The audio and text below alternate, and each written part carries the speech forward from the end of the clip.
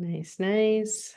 Hi, everyone who's coming on. We're just going to give it a minute or so before we start, just to let people come on in.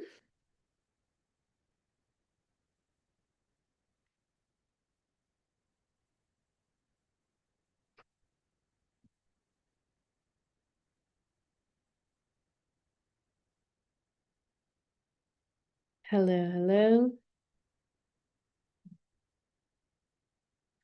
Alrighty, we will get started. Hello and welcome to our Eros Talks series. My name is Maya. I am the creative director here at the Eros platform, and we are so glad to have you. The Eros platform is a global community dedicated to exploring the power of Eros as a path to deeper connection, creativity, and personal growth. It is my utmost pleasure today to introduce you to Aubrey Fuller. Aubrey is the holder of the women's movement and fearlessly guiding women into the path of Eros and liberation.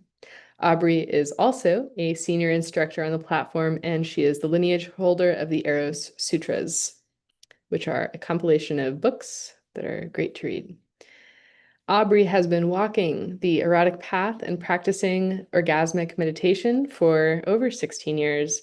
She is an incredibly good personal friend of mine, and I am thrilled to spend an hour together discussing some of the most important topics I think exist in our time.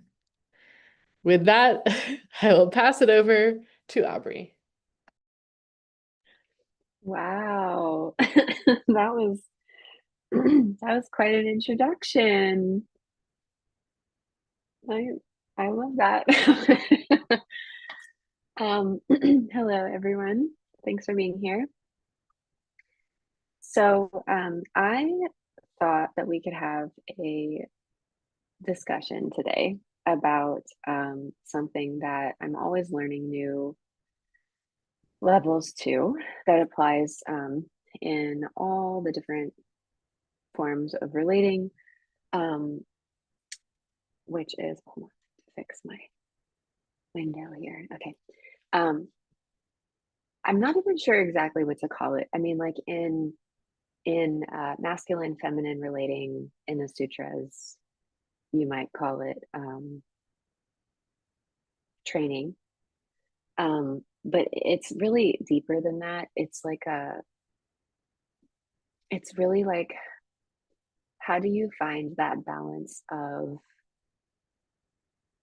being with the world as it is, being with people and all different kinds of relationships, being with the insane aspects of the world and the insane aspects of people and your own challenging aspects with approval, and with a sense of play, while also knowing when something is off the spot or not right, um, and working with, like adjusting it, working with setting your aim to, liberation in that area, working with having that relationship be shifted from the inside out, working with maybe educating people on things that they don't know, um, but not getting like jaded or like bitter about it or taking it personally, etc. Like it's a almost impossible ask, and it is kind of the signifier of an erotic practitioner and a huge signifier of no, like this is how you know you're on the erotic path, is if you are faced with constant paradox and an ask from your life that seems just nearly impossible. um, and so I've been thinking about this a lot lately because this feeling of finding the balance in that location, and I'll like bring it down in a minute and kind of talk about some specific examples in life and stuff, but finding this balance has been something I've been faced with at a new level recently. um, the biggest spot being um, like spending, I mean, I would say it took probably years to feel somewhat personally reconciled with like older, very, very close friends of mine participating in the prosecution side of Nicole and Rachel's trial, and basically helping to put them in jail where they are now. And how does one do that? Well, I mean, how does one do that? But then how do I reconcile that? Like how do you essentially keep your heart open always, with people, and stay in a place of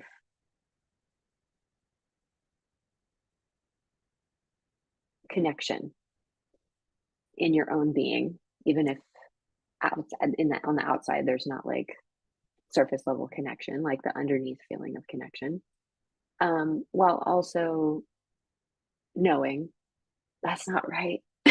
That's not right. It's not right.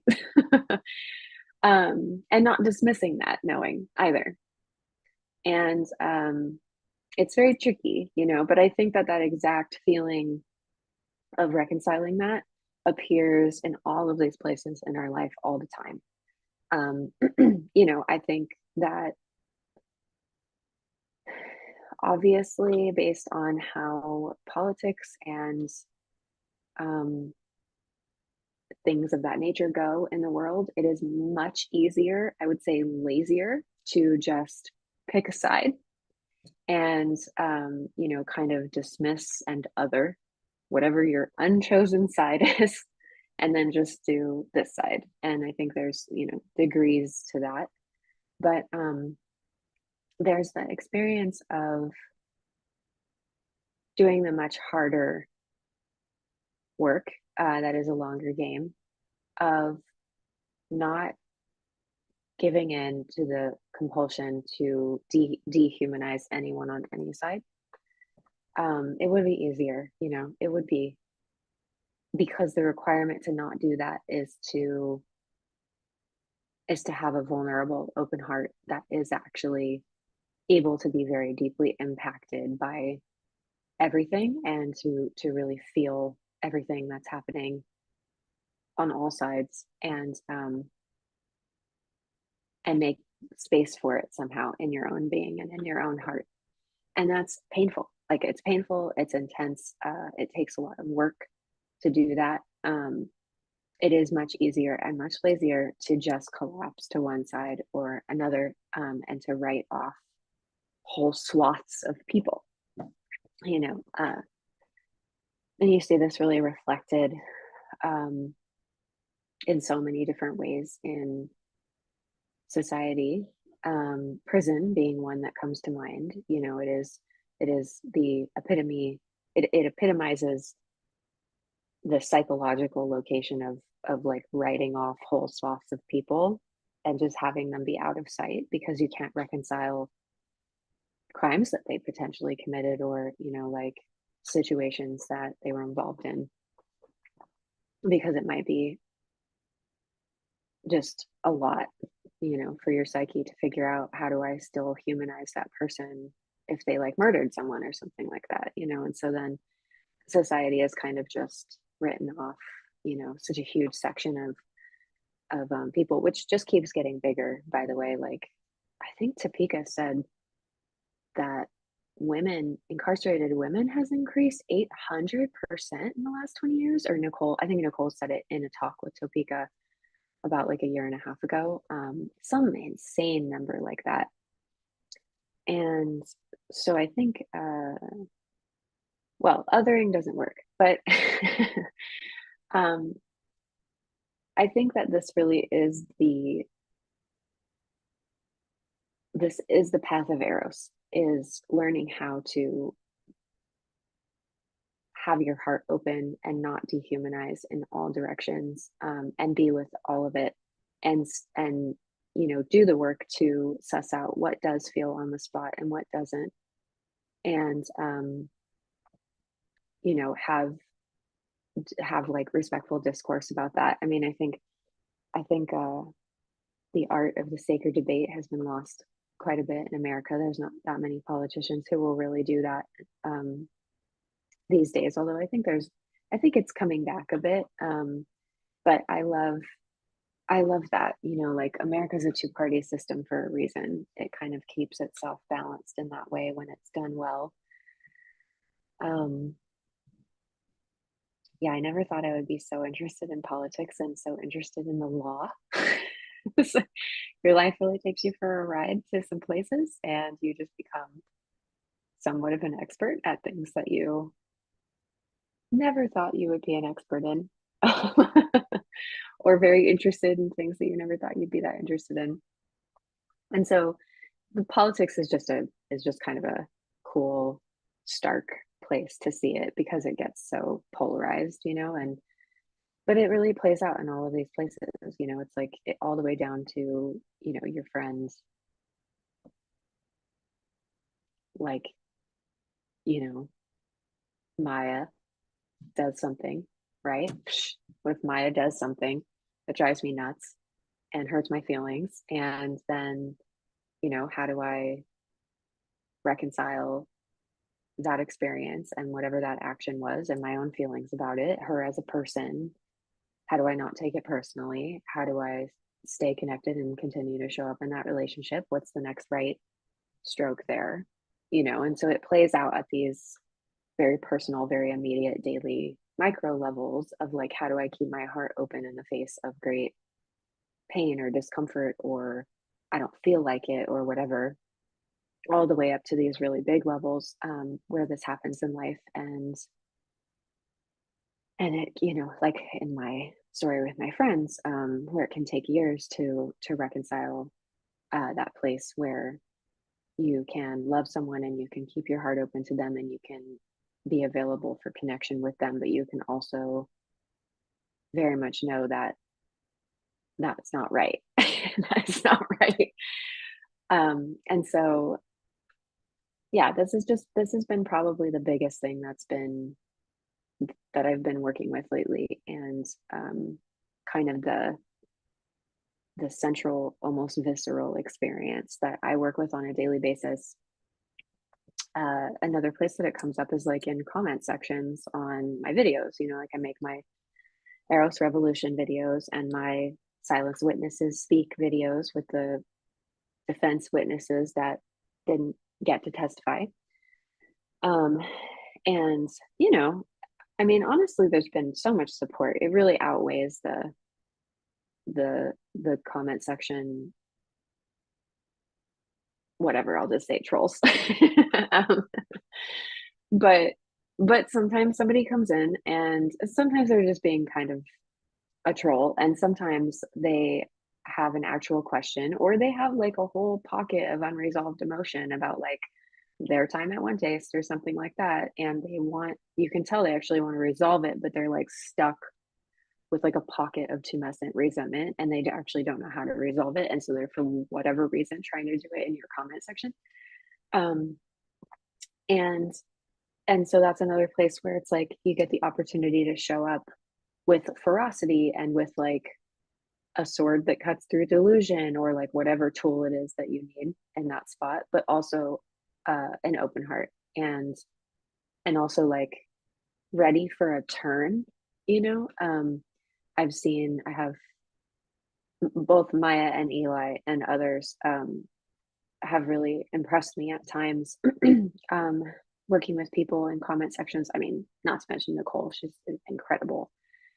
Um, but there's that experience of actually, like, if you let your emotions get ahead of you with it, and you take it really personally, and you get really angry and you're just kind of on the ride, then you may miss the window where the person actually has a shift. I've seen people have really deep shifts in conversation with Nicole in her comment section, and also Maya and Eli. um, and it's actually a really beautiful thing. Sometimes people just have something to work out, and if you can keep your heart open and actually work with the energy of your own like triggers, you can become kind of an available space for people to be able to work that out, while still saying like your boundaries and your, like knowing when it's locked and it's done and you're like, okay, I'm gonna exit this, and it's really a whole art. It's really a whole art. So yeah, this has been on my mind a lot lately. And I think also another place where this shows up is just like um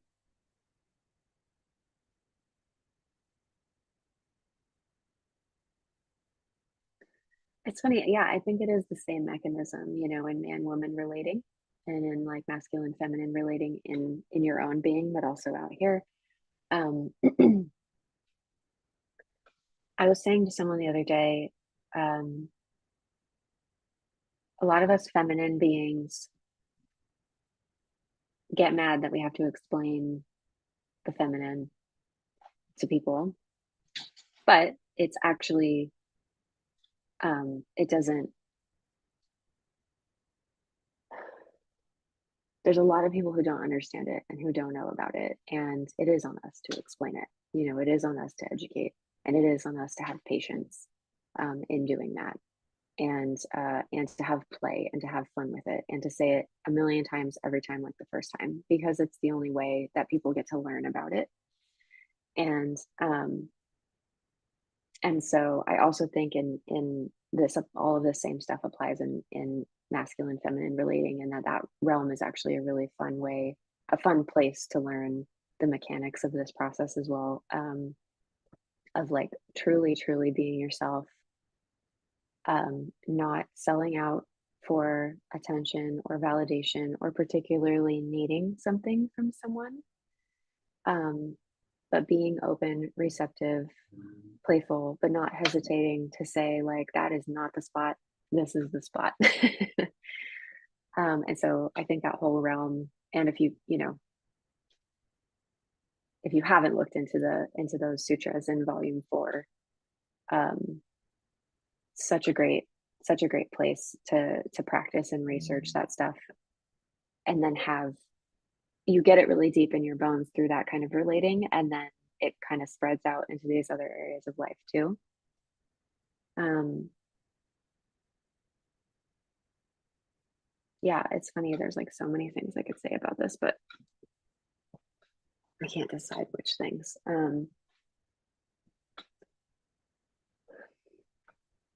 Yeah, I think like I had this breakfast with my dad the other day, and my dad's. I mean, some of you know my dad a little bit or have heard me talk about him, but let me see if I can describe my dad. He's like a well, he's kind of he's Christian. He's kind of dogmatic and intense. He's kind of right wing, but not really. He doesn't like Trump or anyone really, and just hates politics in general. And he loves Jesus, like loves Jesus, and like likes Christianity. Like he's like likes going to church, but he's really mostly just into Jesus. And he's um can be kind of gruff and whatever, but he's actually very sensitive. He's a Pisces like me. He's actually very sensitive.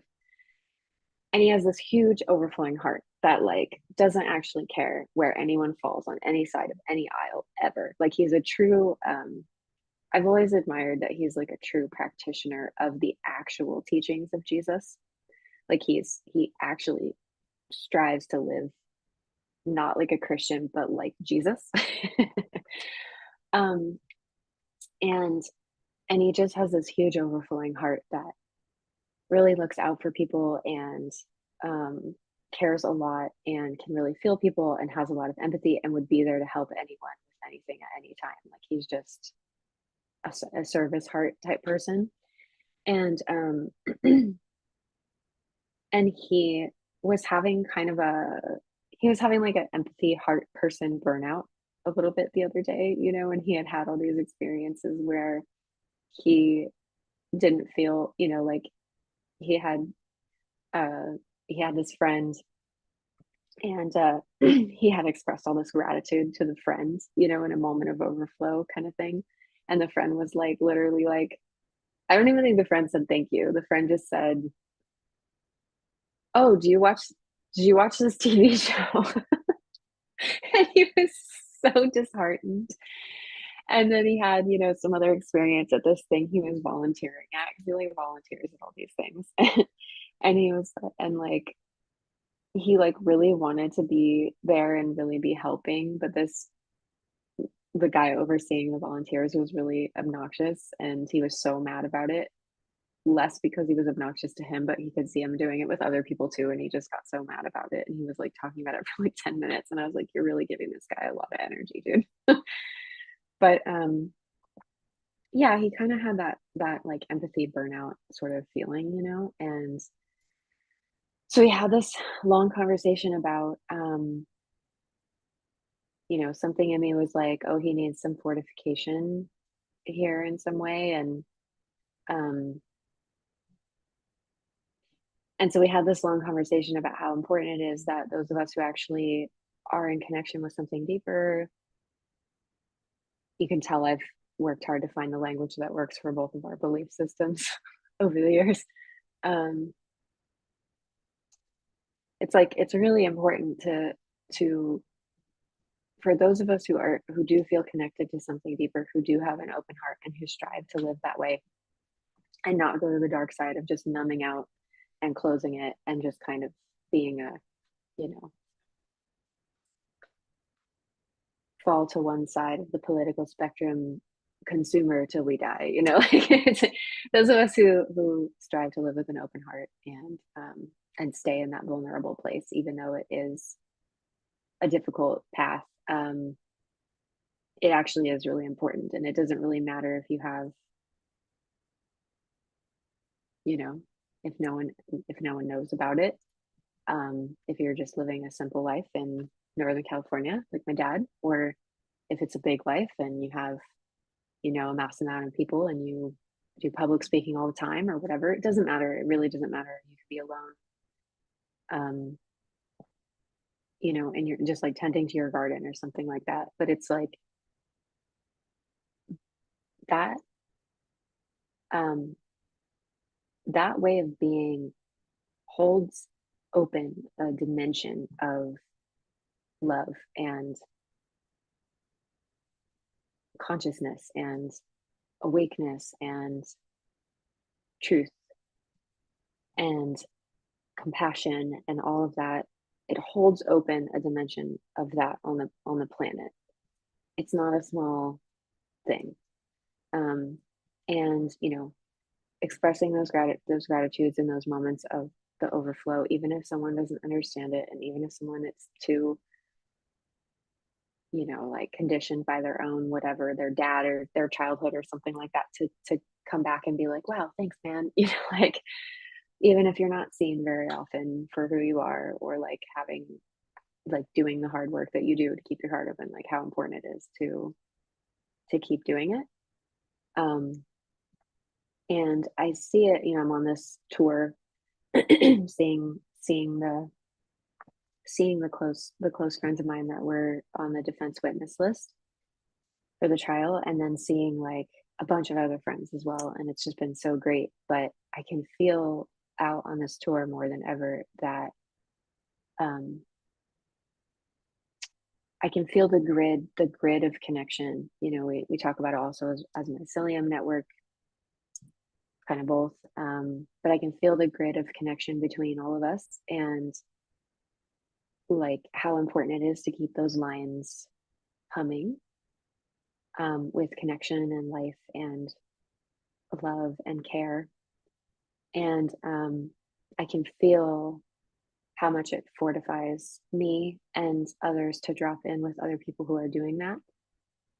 And I can also feel how easy it is for us to dismiss ourselves or what we're doing as not having much of an impact. I think that's the kind of the Achilles heel that always comes with, um, the people doing things like that. Always are like, who, me, little of me? I don't have much of an impact. I'm just out here in Idaho doing my thing, you know, and it's like, no, it really does. It really, really does have a huge impact. I got to, you know, like I feel like it's different now. And I'd like to open this dimension of Eros and love and sovereignty, you know, way more in the world. I mean, that's what I'm working for. And I think you guys are too. Um, I mean, I know for sure many of you are, and the ones I don't know, I think you probably are too. Um, but it's I got to grow up in my 20s in in the San Francisco Bay Area. I got to have the experience of being like a totally sexually sovereign woman in a very like a rarefied atmosphere that many people um, contributed to for decades. I think really to cultivate that kind of dimension, having that kind of dimension open, where women can feel that way and people can feel that way, and I want to make sure that stays as available as possible um, on this planet. And so if you're ever just like, I don't know why I do this, why would I bother? I should just go to the dark side, whatever your dark side even is, you know, whatever that looks like, whatever giving up, you know, looks like for you. Um, yeah, just hear my voice. It really matters and it really is important. It really matters and it really is important. All of it. Like every place where you decide to keep your heart open where you could close it really matters and it really is important. And we're really doing this together. Um, and it's not like some other people are mostly doing it and we're just kind of like assisting or something like that. Like we're doing it. like like our actions, our choices, you know, like our willingness to face down our fears around connection and sexuality and open to, you know, having our erotic being be expressed in the world and figuring out how to do that and all of that, you know, like it's a we are we are in many ways leading the way. And there's many people doing that. There's a grid. And so yeah, having, you know, doing this tour is having me feel that grid and feel the lines of connection. And so I guess I just invite you guys to feel that too more in these times and maybe even lock onto that vision in some way, whatever way it feels like it plugs in to you, um, whatever distinct way that is. If you have your moments of like, what even is the point? Everything's so crazy. AI is taking over the world anyway. Oh, but like war and like, oh, this and that. And everyone's just like watching TV, you know, whatever it is, like all the different voices that come in to kind of convince that it doesn't matter. It's not, um, there's no hope. Don't listen to that bullshit.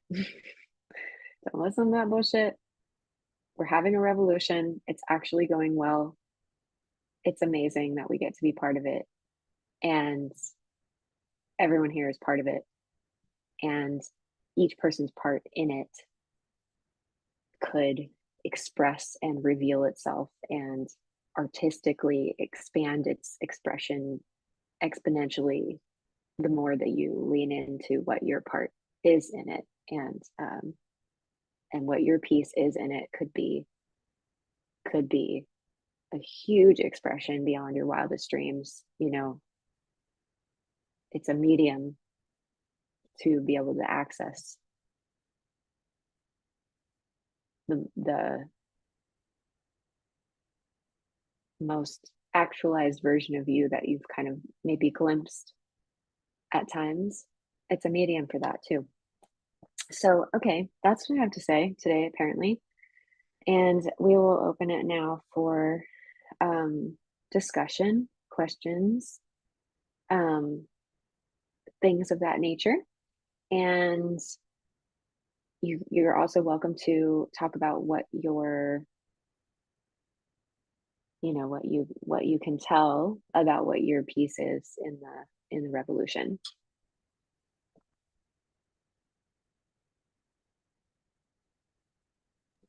I have a question. So I have um this person or situation that like I feel so deeply like triggered by and like offended in a like really, really deep way. And I'm like, I know I know I need to have my heart open, but I just feel far from it in a certain way. Like I feel, and so I've been in this inquiry of like, how do I even get to that? That place feels kind of far. It feels kind of far on the horizon. Like it's over there and I'm here. And maybe I'm doing it by just asking myself that question. It'll have in its own time. But yeah, what do you do when it's just like, if you have any thoughts on when it just feels that way? um I mean, there's a lot of things like um I think feeling your emotions about it is important, but also kind of telling yourself like, is this indulgent to hold on to this? Am I holding on to a grudge? I remembered yesterday on the women's group call that victimizing to something is our way of enacting punishment. It's like a punishment energy, like going into victim about someone where something is like a sneaky way that our punisher acts out. And I was like, oh yeah. And so I think doing like an actual inquiry into like why you're holding, why you're withholding there, and what you're, like what benefit you're getting from that. And is it just stingy? Is it just indulgent to do that? Like, because it doesn't mean, um, the connection form has to take any particular form, like it doesn't mean everything's hunky dory and, like I, you know, I my friends that I mentioned, right? Like any one of them could reach out and I would totally be willing to talk and connect. But I also would not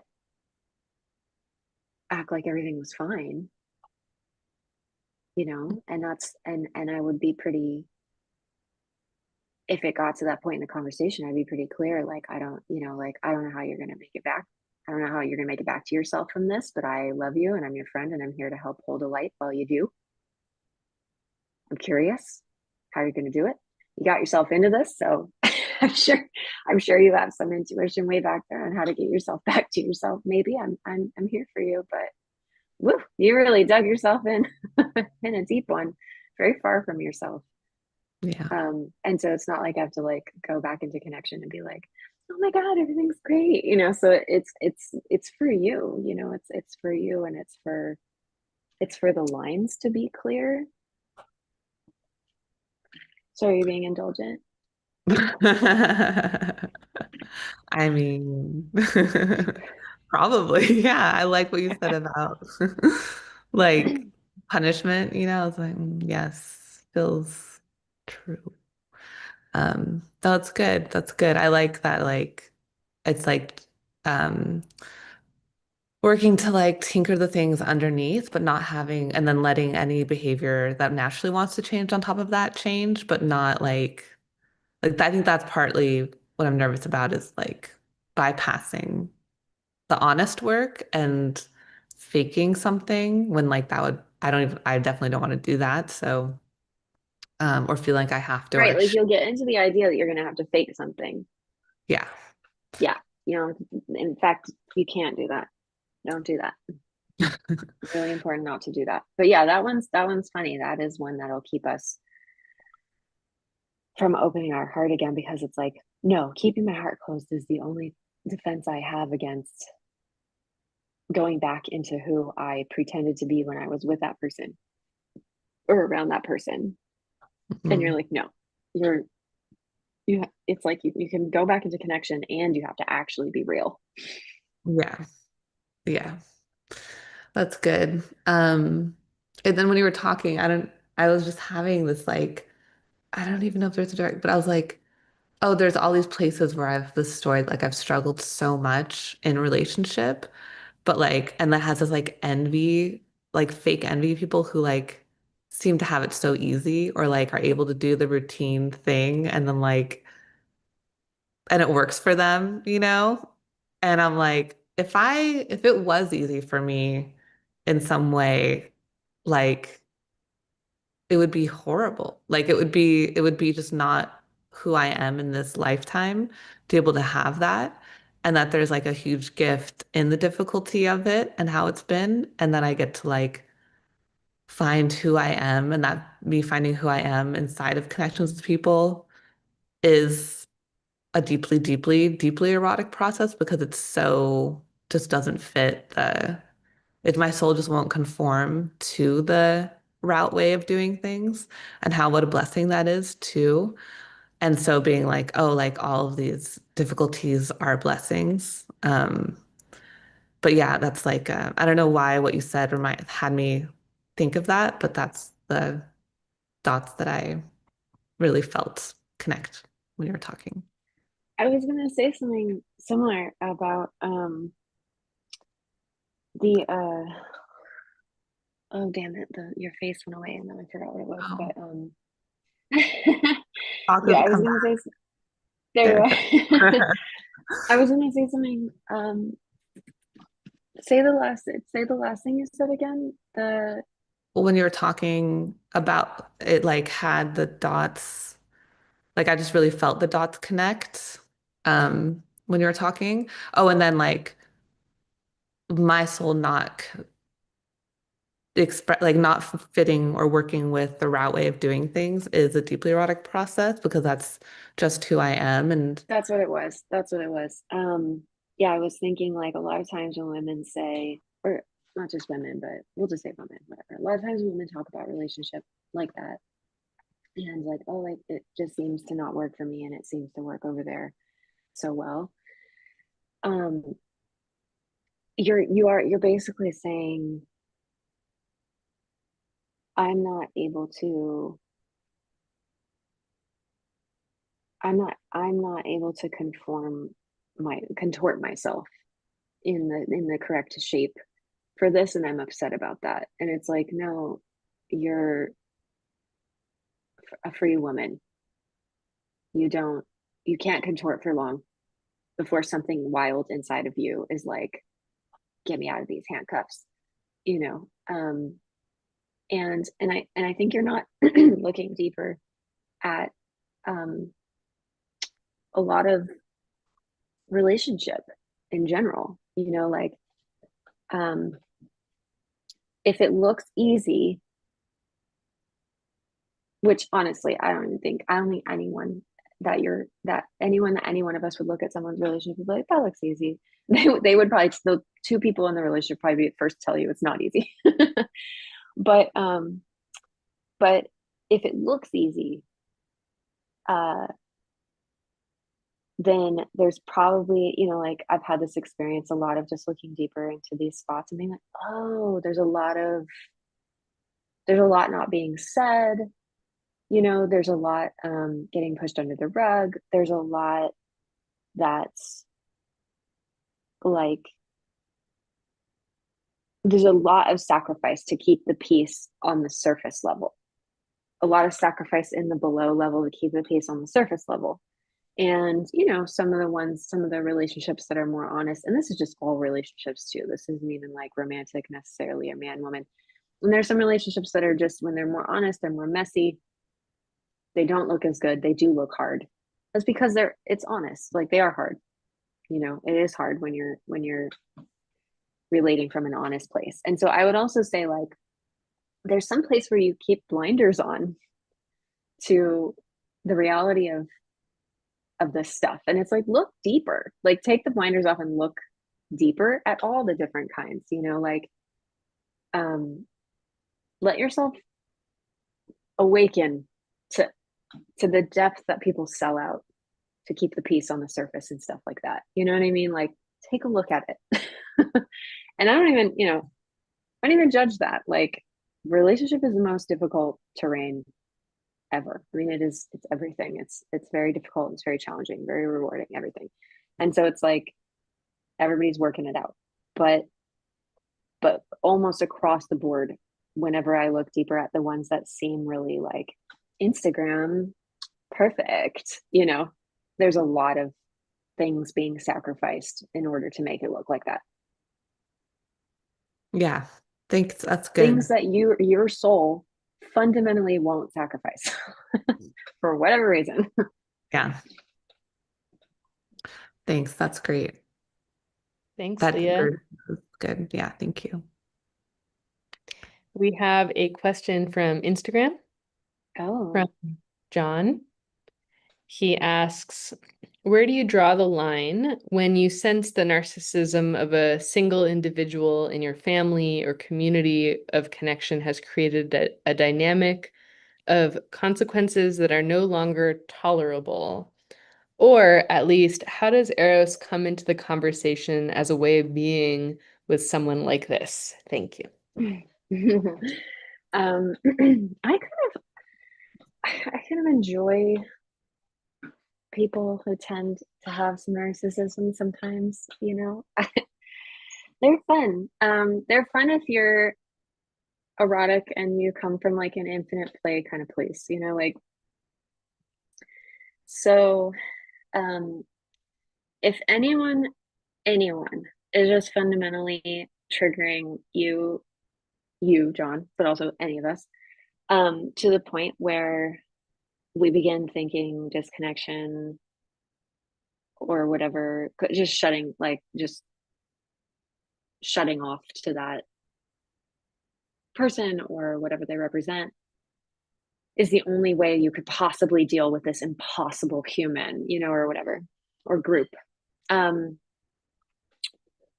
Then my thought there is, in all the places where we have those thoughts, we need work. And it's not like oh, let me change me while you don't have any consequences over there because I'm just going to be an accommodating pushover. It's not like that. It's like this path is a path of unconditional freedom, and so you have the opportunity on this path to get worked really deeply to the degree that you get free in so many locations that people just don't like. They just become interesting wherever they're at, and you don't take them personally anymore. You just don't take them personally anymore, and you don't really need anything in particular from them. Like a family setting is such a great example, right? Like, I've got my grandma comes to mind, and she's kind of fading now, but man, when she was more vocal, she would drive everyone nuts and would just like kind of she was really she would just I always think of her as the Queen of Hearts. Like, she just behaves very like the Queen of Hearts in Alice in Wonderland. It's like very like that. And she loves also to play cards and everything too. And so she, to me, just very embodies the Queen of Hearts archetype, and super competitive, and would just drink, play cards, and try to kick your ass at cards, and would totally insult you like half the time and everyone at the table. Also kind of, but she was also like a loving person, is um but I remember going through such a long process with learning how to not take her personally. And the more I did, the more fun it was to be around her. She's hilarious. Like, the game that she plays with all of those things that I just described is fucking hilarious and kind of genius in a certain way, which I wouldn't even be able to appreciate or have fun with at all if I took her personally in any way like I used to, which I only did because I felt like I needed something from her attention, her validation, her interest, whatever it was. And then at a certain point, I realized I'm full. I have Eros in my life. I get to own. Like, I get to own. I have connection. I have intimacy.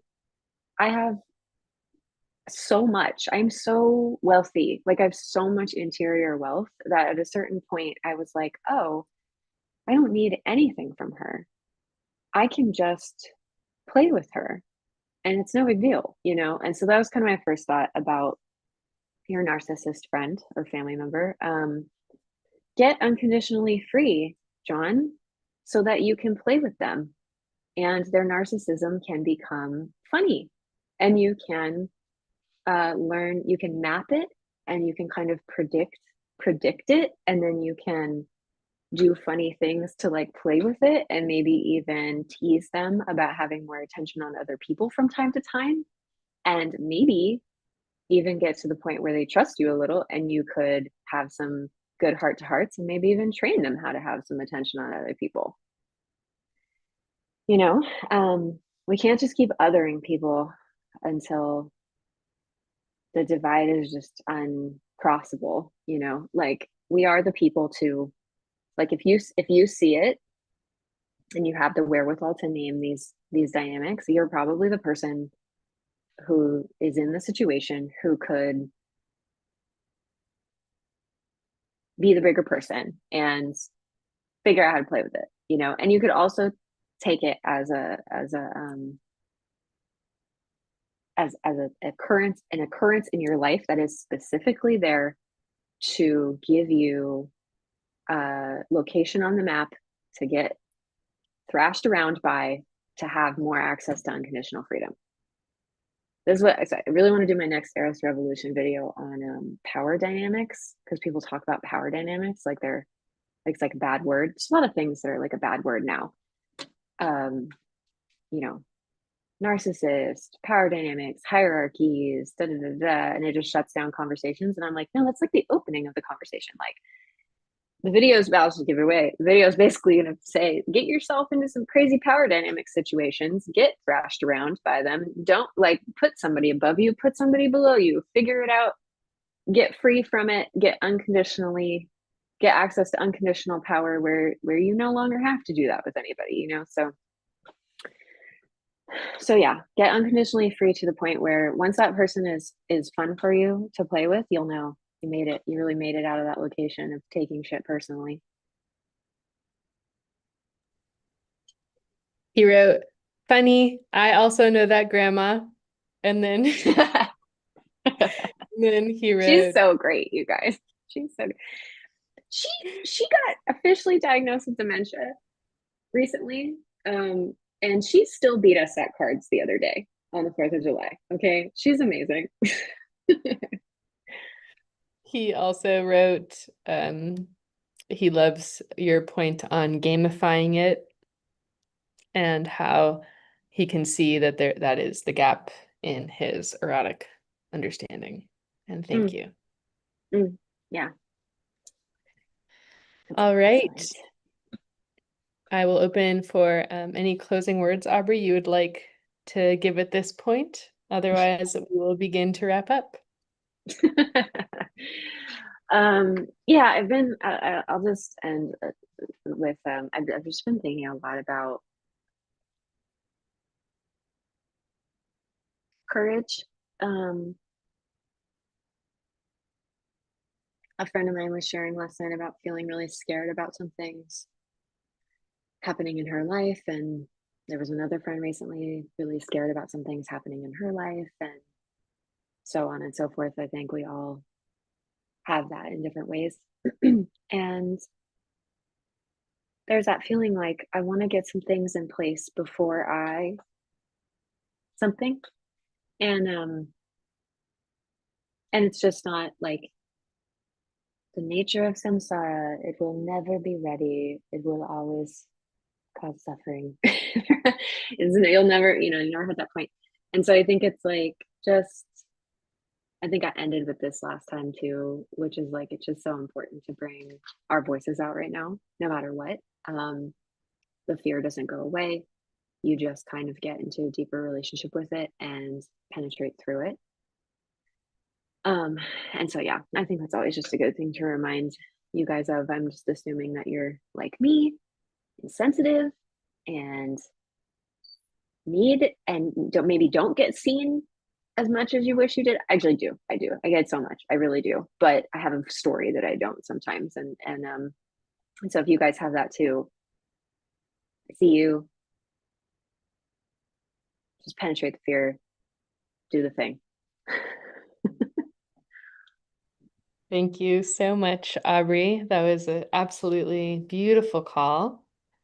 And thank you everyone for joining us on the Eros platform and all of our different streams that we have going on. We love having you here in this community. So that is all the time that we have for today. We do these talks daily. There's many talks that we have on the Eros platform. You can always go and see our event calendar to see any talk that you would like to join. Also we have a daily 1 p.m. Eastern call every day that we also stream to the whole world. We have a class on orgasmic meditation coming up on July 19th, which is a free class on the Eros platform. So anyone who hasn't learned the practice, or if you have and you want a friend to learn, that is a great way to plug into your erotic understanding, erotic intelligence, and learn more about a way to practice. So that is all the time we have for today. Thank you everyone for joining us, and we will see you tomorrow.